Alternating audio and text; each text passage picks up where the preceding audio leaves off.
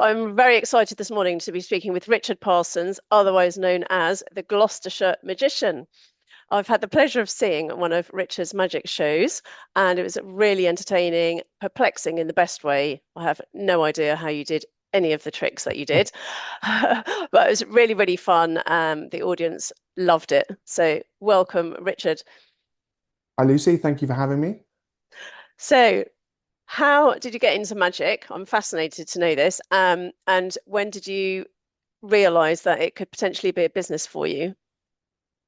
My previous job was as a therapist, actually. So I used to help people with anxiety and sort of mental health difficulties. And I did that for 14 years. So I had a private practice in Cheltenham and obviously would see a lot of clients. That was based in Pittville. And as part of that, we obviously had lots of therapist colleagues, and we used to have an annual conference every year, like a black tie dinner, where all the different therapists from around the country would all meet up. We'd have an annual conference with lectures, and then we'd have a big sort of gala dinner in the evening. And so this was obviously as an adult, and I wasn't really into magic, but I'd always watched it on TV. But at one of these conference dinners, a friend of mine, Mark, did some card tricks for me. So he was going around the tables and doing a few tricks, and it absolutely blew my mind. So when I'm working, what the people feel now, that's what I felt like when I was there with him. So I'd never really seen any proper close-up magic done live in front of me. And I basically pestered him to tell me how to do it. And he could see that I was pretty keen. But what he did was he sent me a book and a couple of decks of cards. And he said, read that, learn those, and show me next time we see each other. And so I basically did that. I threw myself into it, bought all the books and DVDs. I've now got friends that are magicians. But in a sort of a funny turn of events, Mark was actually present at my Magic Circle audition, which was a lovely sort of touch. So it all Ah, came round kind of full circle. So this guy basically changed my career path. And what happened for a while is I was doing therapy and magic at the same time. So daytime, I was in my clinic seeing people with anxiety. And then weekends, I would do the odd wedding here and there. And over time, what happened is the magic basically took over. And I eventually came to a business decision where I thought, I can't do both well. So I need to pick one. And magic seemed a little bit easier. Less people cry when I'm doing magic. Uh, and I think after 14 years as a therapist, I probably needed a bit of a change. So in the end, I just thought, you know what, I'm going to give up my clinic and become a full-time professional magician. That's exactly what I did. wow, that's a great story. So, do you still remember your first paid gig as a magician? Yes, I Yeah. do. Uh, it was in Watford at one of the posh hotels. And I remember it was pouring with rain. And I got driven from the reception all the way to the marquee on a golf buggy. One of the staff members drove me to this sort of luxury marquee. And I was incredibly nervous. But I thought, well, this is the life, isn't it? Being driven around. So it was a lovely introduction. But I can remember being incredibly nervous on the night. That was a long time ago now, but I still remember it. And obviously, I've developed as a magician and an entertainer since then. So I kind of cringe when I think about what I was doing at the time, the tricks that I was doing. But the thing is, people don't know it's your first gig, do they? So, No. uh, but yeah, I still remember it to this day. So, I would imagine, as you mentioned, that you were a therapist before, that gave you a really good understanding of people, which I can imagine if you're then performing for quite a big audience, like being able to read the room and understand the room is probably pretty beneficial to your performing as a magician as well. Yeah, exactly that. So I was already used to talking to people all day, every day, and building a rapport with them and a connection, which is obviously just as important, if not more so, for therapy and for therapeutic um, practices. So I've always been a people person, and I think that made my magic business grow much quicker because it's easy, very easy for me to walk up to a table and introduce myself and get to know people. And you're right, a massive part of being an entertainer is about that connection and getting on with people, the sort of social interaction, which sometimes magicians are not that great at. So often when I get asked about approaching a table by new magicians, I will say to them, go on a confidence course or do some acting studying or something like that to acquire those social skills. So I think going from that background definitely managed to fast track my career because it wasn't difficult for me as a complete stranger to walk into a room and go up to groups and you're basically kind of interrupting them. Yeah. But I didn't find that difficult, which I know some people do. The idea of presenting in front of a group of people can terrify a lot of people. Mm. Um, Oh yeah, and that's like important for any business owner, really, isn't it? That you can stand up and speak with people. A member of my family years ago was a CEO of a large company, and he said that I remember him saying that even members of his board would take a sickie rather than having to do a presentation in front of large groups of people. Like yeah, it terrifies so many people, doesn't it? yeah, and I think it's the fear of being judged. If I put my therapeutic hat on, it's that idea that people are going to judge us and we're going to look silly or do something embarrassing. But I think it's a bit like anything. The more you do it, the easier it gets. Yeah. And you need to practice and rehearse well. But yeah, I guess I probably take it for granted how easy it is for me to perform in front of groups of people. But I do remember that for other people, that would be their worst nightmare. But if somebody has got a presentation coming up, the biggest thing that I could say would be to rehearse, Yeah. make sure that you know everything inside out, so that you're not, ill prepared on the day. Yeah. And that's incredibly important. That's good advice. So, Richard, you cover weddings, you do trade shows, emceeing, pickpocketing acts. It's Yes, pretty diverse. yes, How do you decide what to focus on, and how do you sort of price your different services that you offer? sure. So my basic services, if I'm doing close-up magic at a wedding or a corporate event, the price is relatively the same if it's local.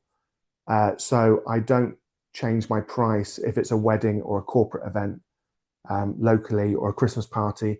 If I'm somewhere for 2 hours, that price is the same for 2 hours at a wedding or 2 hours at a corporate event in the evening or an awards dinner or something like that. So the only time it would change is if obviously I'm traveling a long way or I'm in London, so there are extra costs like congestion and car parking in London, which is incredibly expensive.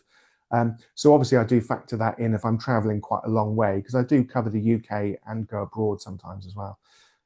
So the packages are roughly the same. How do I decide? Usually that's driven by the client. Hmm. So, for example, a trade show company will come to me and they'll say, um, "We've got a stand at Olympia, and we'd like you to create a crowd around our stand." And they will tell me what they want. So, for a trade show, that will be lots of customers flocking to their stand, being interested in their product. And Yep. quite often, I'll sit down with them and devise some magic tricks that will apply to their company. If it's a finance company, for example, I might do tricks with money. So I'll try and fit it in with the theme. So usually it's client driven. So at a wedding, people will say, "We'd like you for the drinks reception." The choice of tricks is up to me, Hmm. but the client will usually tell me what they want, or if it's pickpocketing. So I've worked with the police a few times and things like that.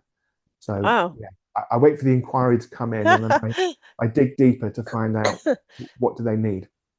Yeah. So what is that to show the police how people could could get mugged or something, and then you're Yeah, helping so them it to. was a couple of years ago. So it was these were like student welcome events at universities, and it was really to highlight the possibility of theft and being distracted, losing things, especially if you're in big cities and things like that. So I would go around. I think they call it the harm reduction team. Mm. These white vans where they have advice for students and things like that. Um, and I would be with them and interact with people, show them magic tricks as well, and then obviously do a bit of pickpocketing. I always give everything back. That's very important, especially with a police officer next to me. Yeah. But it was good fun, and it's a nice way to show people that we're all vulnerable. We can all be distracted, and the police enjoyed it. It made the whole event a lot more fun, I think, rather than just handing out a leaflet. Yeah. So I've done that a few times and worked with security companies and things, That's security fascinating. trade shows. So it's a crazy job. Every week is different. That's what I Different. love about it, Yeah. the variety. Yeah. My daughter went to London for the first time with a friend the other day, and she just turned 17 this week. And I was saying exactly that, like, don't have your phone in your back pocket. And Yeah, then I actually looked up online, and it said a mobile phone is stolen in London I think it's every 8 minutes or something like that, yeah. which is kind of crazy. So you definitely have to have your wits about you. Oh, definitely. Yeah, just not having it out on the tube, especially if you're in crowds. Uh, if you're using maps, for example, try not to have the phone in front of you, have the maps on your earpiece and put your phone away. So basically, if they can't see it, they're less likely to target you. But I mean, sometimes it's not even pickpockets anymore, is it? They just ride up on a bike and grab it and ride Yeah. off. Yeah. So yeah, I think any city you've got to be particularly aware, especially with phones, because they can. It's not just the phone; it's the data, isn't it? That's the trouble. It's all Mm, the photos and information. yeah. So I would worry more if my phone went rather than my wallet, I think. Yeah, definitely. It's everything. Like, I don't even know people's phone numbers anymore. They're No, just no, everything's exactly. stored.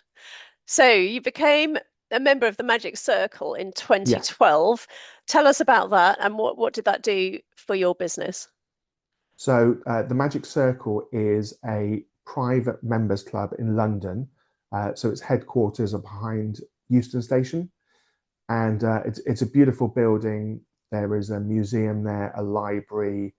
So they've got things like Houdini's handcuffs and lots of, well, basically priceless artifacts connected with performing and theatre and the magic world. So essentially, it's a members club. There's a bar, they have lectures, they have shows, competitions, and to become a member, you essentially have to audition. So you need to know a couple of magicians first. They nominate you, and then you get invited for an audition. And in November 2012, that's when I took mine. So you have to do about 8 or 10 minutes of close-up magic or stage magic in front of an audience in their headquarters, and there are three people judging you as well. So they are literally sat there with a pen and paper, and they're judging you on performance, your sleight of hand skills, and basically whether you're good enough to get in. That's the Yeah. main thing. Does this person know what they're doing? Will they represent us well? So it is quite a prestigious membership. I'm Mhm. very proud. There are only around 2,000 members in the whole world. Gosh. So yeah, when you join, you get a tiny badge, but it means a lot. So it's on my suit all the time. Yeah, So even though it's very, very small, it's a real sort of sign of a big achievement. It's absolutely. So it's a that must have nerve-wracking been thing to do because the audience is full of magicians. oh So they gosh. know everything. They're very smart. They know the Uh, tricks. they've seen everything a million times before. I even cracked a joke, Lucy, in the middle of my audition. Nothing. The whole audience was completely silent. But yeah, I did enough to get in. And as I say, Mark, the chap that helped me in the beginning, he was there in the audience to support me, and that was great. But yeah, it's a lovely club, and you can actually go there. So, for example, they do shows in Christmas time and things like that. So you can buy tickets to go to shows. Oh. So we let muggles in occasionally. So that must have been like a really big personal milestone for you, having pivoted your business from therapy into being a magician, learning the tricks, all of that practice that you've done, and then to get into the magic circle. What was it? 5 years later, was it? Yeah, about that. Mm, Yeah, I certainly didn't join immediately. It was when I felt comfortable enough. yeah. A friend of mine, Darren, who's a brilliant magician, he helped me with my audition sort of rehearsals. So again, like I was saying with presentations, I rehearsed it again and again and again. Yes. But yeah, it's a big milestone. I'm not sure if it makes a massive difference into growing a business. Hmm. A lot of youngsters these days have never heard of the magic circles. They have no idea what it is. So I kind of did it as a big test for me to see whether I was good enough to get in. But I do think it helps having that logo on your website and saying that you're a part of something that's quite special. Yeah, So does it get me millions of bookings? Probably not. Um, but it's an extra, isn't it? It's something that I can say to prospective couples or clients. I've been tested. I've passed an audition. So absolutely. you don't have to be a member. There are professional magicians that aren't members, but yeah, I'm proud. It's one of my highlights of my career, I would say. Yeah, absolutely. It's part of your journey, isn't it? Yeah, So you mentioned bookings, and obviously, yeah, you are a part of the magic circle, and that probably does help, as you say, when you mention it. But what have you found in your business so far has worked for you the best in terms of marketing and getting those bookings coming in? yeah. So that's such a great question. I think well, there are two things. I would say social media is massive for me, especially Instagram. Facebook, not so much, although I do have a Facebook business page. But Instagram, particularly, and LinkedIn are very helpful. So, LinkedIn for corporate events. So, I will post about events that I've been to or trade shows, and that uh, prompts a company to think, oh, that would be good on our stand or our awards dinner. And of course, people use LinkedIn to search for things as well. So, you mustn't forget that as well as marketing, social media are also search engines. People search for things on Instagram, they search for things on LinkedIn. So I want myself to come up as an entertainer or a magician. Um, Instagram is great for weddings, particularly good for weddings. So lots of couples now will actually find their suppliers online. Wedding fairs are still a thing where people go around to wedding fairs, but I think a lot of people shop from home now, don't they? They just sit down one night and find their florist and their photographer. Maybe not the dress, because obviously you've got to try that on, but they Yeah, certainly pick a lot of wedding suppliers just from the internet. yeah. So Instagram for me is very, very important. And the other real key thing, and this applies to when we met and the things that we've been doing, but is real networking with people live. And that's been a massive help. So for me, networking with other businesses, either with Cotswold Networking or even just at wedding fairs, getting to know venues, wedding planners, wedding coordinators, and that helps my business to be recommended because venues get to know you. Hmm. So when couples say to a venue, "Do you know of any entertainment that we can do in the afternoon?" The venue will say, "Oh yeah, we know somebody." So I would still say, despite the digital age, that person-to-person networking is incredibly important. Yeah. Uh, and of course, that's what Angela and Simon do so well, isn't it? Yeah, oh Bring yeah, people absolutely. together. So get to know people in your industry and actually grab a coffee with them and go and talk to them Mm. properly. And I think as the connections build up, you will get a lot of work through referrals and just getting your name out there. Really, that's so important, isn't it? Yeah, absolutely. Yeah. It's kind of layers, like you say, digital is very important as well. But we saw it in the pandemic where you could do the digital, but you couldn't do the in-person coffees and meetings, like you say, and it definitely Yeah, had a big impact. And it's also like makes you feel good going out to meet people. It's part of it's good for self-esteem, it's good for your confidence, it's good to get to yeah, know people in your local area. And if you take that away, it's much, much harder to yeah. just use the digital as a standalone. I think it's got to be, a 360. Especially true for people that are working on their own a lot. It's important that you get out there and see people because otherwise it's quite isolating. So I'm in the car for hours and hours and hours, go to an event, and yes, I'm all sociable at the event, but then I'm back in my car for another 2 or 3 hours on my own. So that's why these networking groups are so great because it's you're surrounding yourself with other like-minded people, small businesses, people that are working hard, sometimes on their own. So I would say, especially if you're a solo sort of business, which many people are, that's when to get out of the house. And it takes a bit of effort, doesn't it? Yeah. sort of book something in, and then you think, oh, do I really want to do that today? But yeah, get your coat on, go outside, go for that coffee, because I think somebody said in one of the Cotswold networking lectures, didn't they? A small conversation leads to a big one. Mm. That's always kind of stuck with me. I can't remember exactly who said that, but Yes. small conversations will trigger something else. Yeah. And as Angela says, we all know lots of people. So Yeah. In yeah, our own networks. Yeah. yeah. In the pandemic, it was quite isolating because I didn't see my friends for a year. There Yeah, were that's no events, there horrible. were no weddings. No, no So weddings. yeah, Pretty tough to do magic on a Zoom call. yeah. I did do some Zoom shows. That was quite interesting. Yeah. I think the hardest bit was trying to get my children off the internet at the right time because we're all trying to use the Wi-Fi. So that was tricky. But yeah, that was a strange time, especially for events, wasn't it? That the events industry and the wedding industry was hit very, very Very hard. hard. Yeah. Oh yeah. Um, It changed so everything. that Yeah. that made me very grateful for my job. I think when I came back to it, I thought I'm very lucky, very fortunate to do what I do for Yes. a living. So it sort of reminded me that it can be taken away. Yeah. Absolutely. Yeah. So how do magicians continue to get new material? Is it like, do you create your own tricks? Do you research books or online? Or how does that work that you've constantly got sort of new things that you can show people?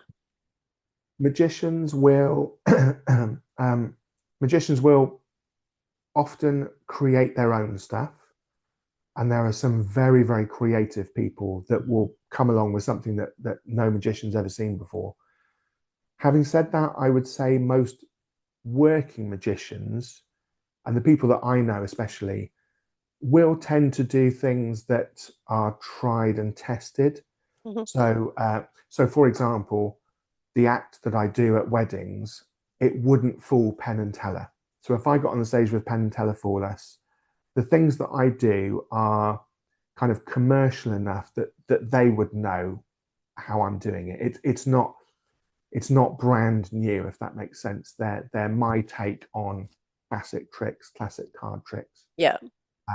rope tricks, and things like that. So I guess you probably fall into one of two camps: either very creative and coming up with their own acts all the time, and I really admire people like that, or sometimes the more commercial kind of magic where um, if you put 10 working magicians that do weddings in one room, a lot of us would do similar things. And these are the tricks that work, that get the biggest reactions.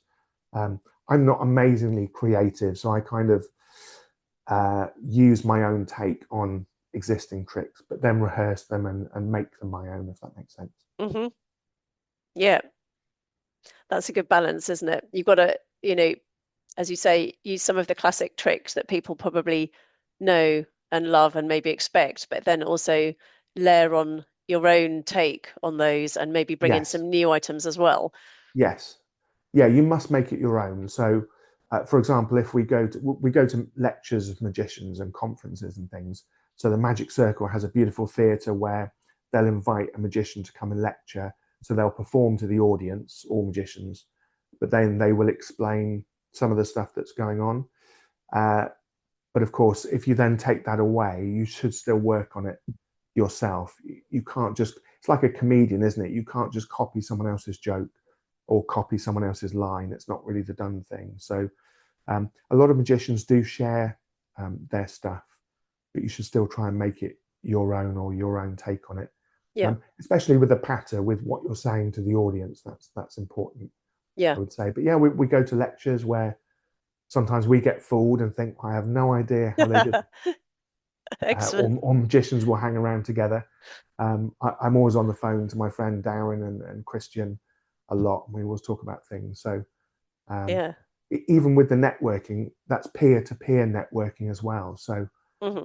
I would say a big part of my kind of marketing and growth has been connecting with other magicians and becoming friends with them. So if I'm booked, I'll send the couple to another magician I know and trust.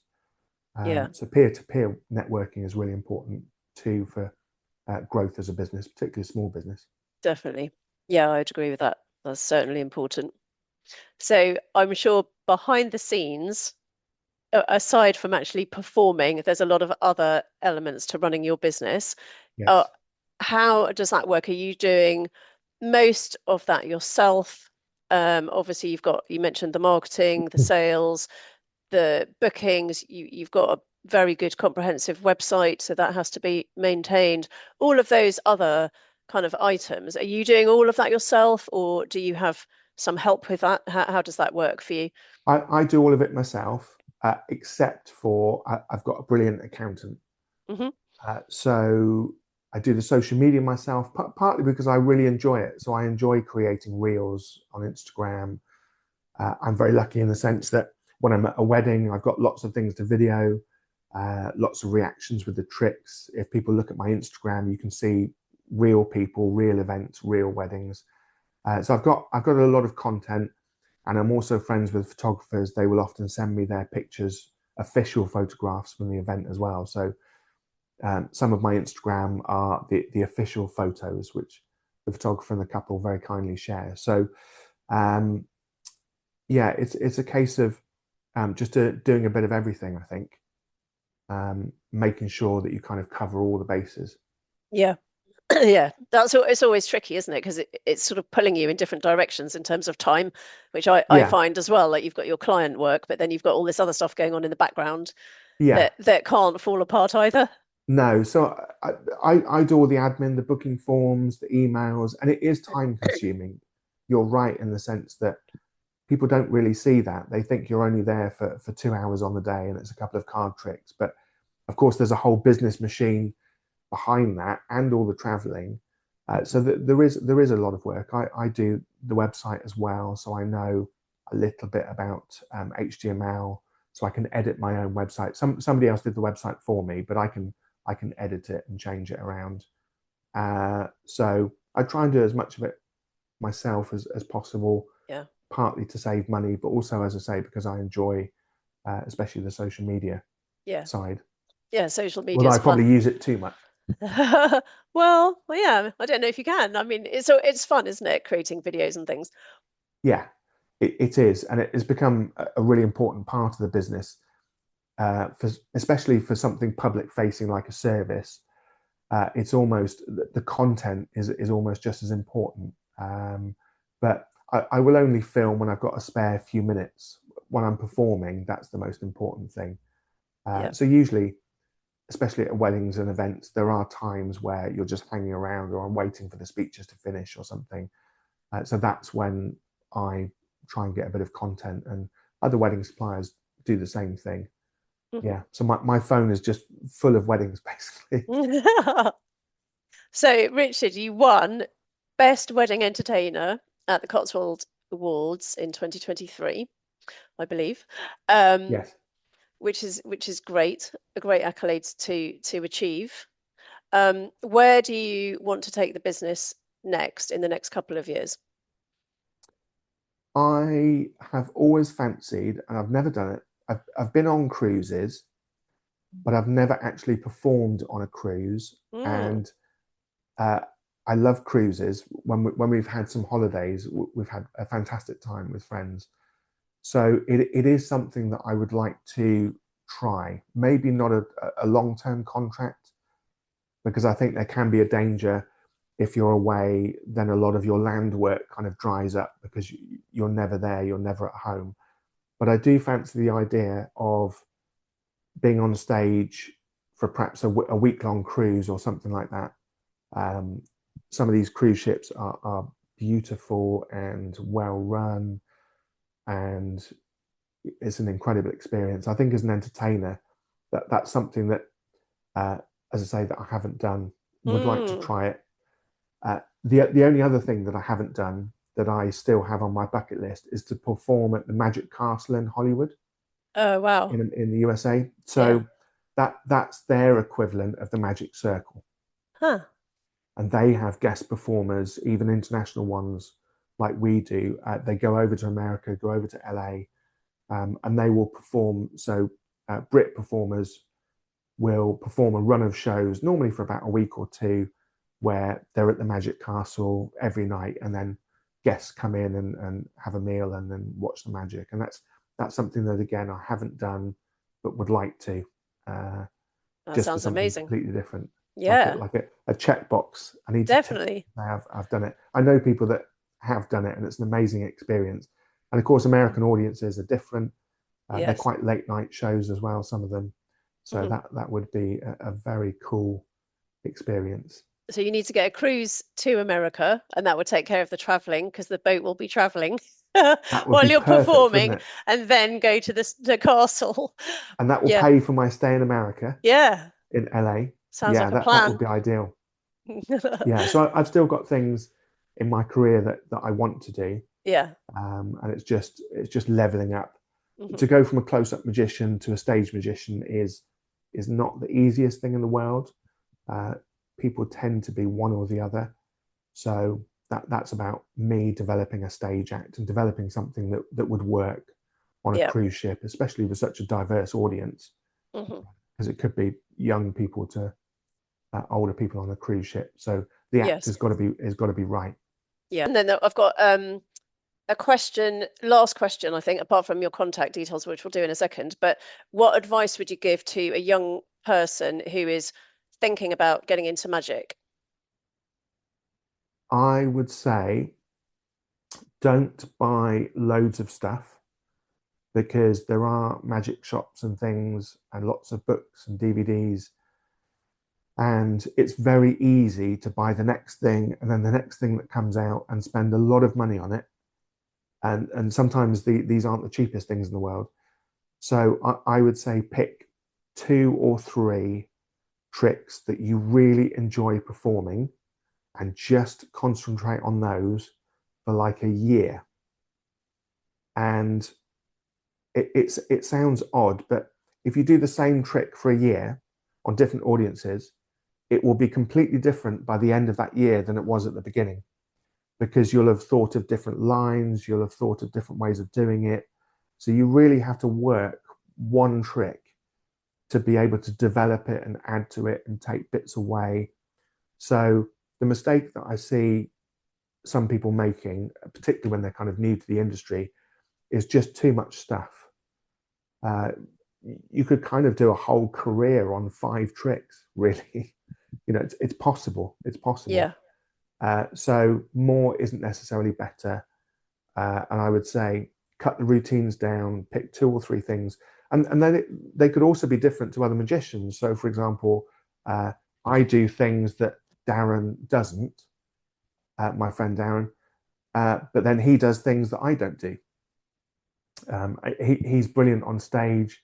He does a whole thing where he's balancing on a board and taking a straight jacket off and things like that.